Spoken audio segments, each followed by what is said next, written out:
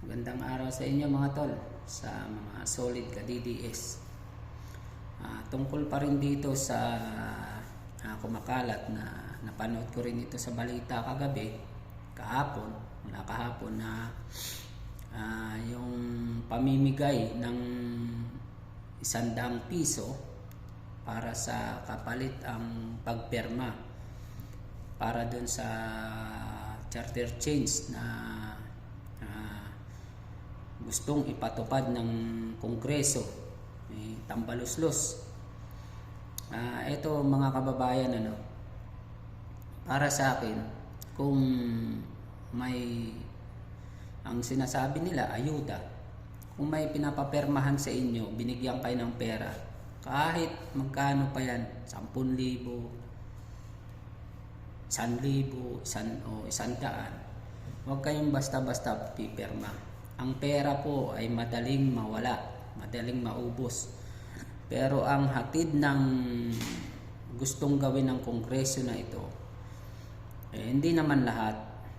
Ang gusto nilang gawin, yung lang to, yung may mga pansariling interes na ayaw mapalitan sa pwesto. Tulad ni Tambaluslos. At ito sila Mix Nograles na walang utang na loob, na dating kinampanya pa ito nung panahon ni Tatay Digong. Ngayon kung ano-ano na pinagagawa, na wala ngang utang na loob itong taong ito, kongresista ito. Huwag kayong basta-basta pipirma para sa kakarampot na pera. Kaya nyong kitain yan, kaya natin kitain yan. Magtrabaho tayo.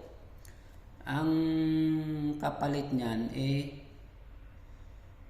para sa kinabukasan ng mga mahal natin sa buhay, para sa atin, na pag pumirma kayo rito, hindi natin alam kung hanggang kailan, gaano katagal na pasakit ang gagawin itong ginagawa nila sa atin ngayon. Ang kakarampot na pera na yan, ang kapalit niyan, sabi ni Tambaluslos, para daw makapasok yung mga investor, ganun kung ano-ano sinasabi. Pero ang katotohanan po niyan, para sa pansarili nilang interes, na ayaw nilang mapalitan sa pwesto, ayaw nilang bumaba dyan sa pwesto nila. At ang kapalit nito para sa atin, yung kakarampot na halaga na bibigay nila na ayuda raw, tapos papipirmahin kayo, na ibig sabihin, sinasabi nila kusang loob. Pero hindi, wag kayong pipirma. Yan po pasakit para sa atin, sa ating mga mahal sa buhay. Dahil papaano na lang kung mga ganitong politiko ang magpapatakbo ng bansa natin, ng bansang Pilipinas, ano ang mangyayari sa atin? Yung malalaking tao nga, yung mga kilalang tao, kaya nilang api-apihin, kaya nilang gawa ng kaso, kaya nilang manipulahin kung anong gusto nila. Kung ayaw nilang mawala sa social media, ayaw nilang dyan sa pwesto, kahit na gumagawa ng tama, papalitan nila. Ang gusto nila, lahat humihimot sa kanila, sumisip-sip sa kanila. Kaya po huwag tayong basta-bastang pumirma. Dahil pagdating ng oras, baka sasabihin naman natin, nabudol na naman tayo, nagkamali tayo. Kaya sana huwag na. Dahil ang kapalit nito, baka pasakit para sa atin, para sa ating mga mahal sa buhay. Dahil itong mga to, tignan mo naman yung mga nangyayari, yung mga ginagawa ng karamihan dyan sa Kongreso. Hindi naman lahat, pero marami sa kanila. Siyempre, kapalit, pera. Kapalit para yung budget nila sa proyekto nila, sa bawat bayan nila.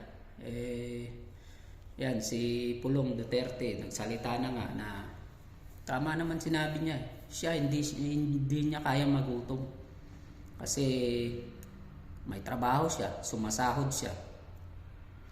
kung pipirma kayo, ang batas na yan, ang magiging pasakit niyan para sa inyo mga taong bayan, mga tao dyan sa Davao. Dahil ito nga, yan ang nagpasimuno raw na sa balita, ang pasimuno na ng papirma si Mix Nograles na congresswoman na walang kwentang, walang utang na loob sa mga Duterte. At ngayon, alam naman natin matalino na ang taong bayan, hindi na basta-basta, pero sana talagang pag-isipan nyo dahil yan mahirap. Ito nga, sabi nga ni Congressman Pulong Duterte, hindi siya ang magugutom. Ang magpapasakit dyan, ang mga bumoto, ang magugutom dyan, mahihirapan ang bumoto kay BBM na kita mo yung budget niya, 2 billion ang kinaltas.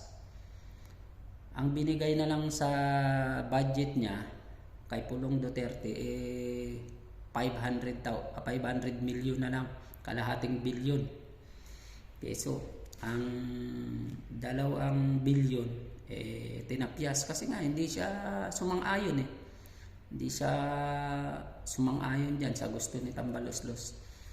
Kaya mga kababayan, mag-isip-isip po kayo. Wag kayong basta pipirma, wag nyong ipagbibili ang inyong karangalan, ang inyong dangal, ang inyong prinsipyo sa kakarampot na pera. Ang pera po madaling mawala yan, pero ang pasakit na dadalhin nyo ng inyong mga mahal sa buhay sobra. Dahil kung itong mga taong ito ngayon pa lang, hindi pa sila ang namumuno, na talagang hindi pa sila presidente, ganito na ang nangyayari, ang mga ginagawa nila. Ano pa kung sila ay talagang mataas na posisyon na, itong si Tambaloslos. Kaya mga ka-DDS, mga kababayan, yung mga patuloy na sumusuporta sa mga Duterte o sa mga gumagawa ng tama, manindigan tayo, pumanig tayo sa katotohanan. Hindi naman habang buhay ang mga nila, yung mga posisyon nila sa gobyerno, matatapos din yung mga kawalang-iyaan nila. Kaya tayo magsama-sama lang yung para sa katotohanan, lumalaban para sa katotohanan, at manindigan tayo kung alin ang alam nating tama o nating ipagbili ang ating karangalan, na kahit tayo'y mahirap lang, simpleng tao, ang mahalaga kaya nating magtrabaho, naninindigan tayo para sa tama. Yun lang mga tol, mga solid ka DDS. Ingat tayong lahat. God bless.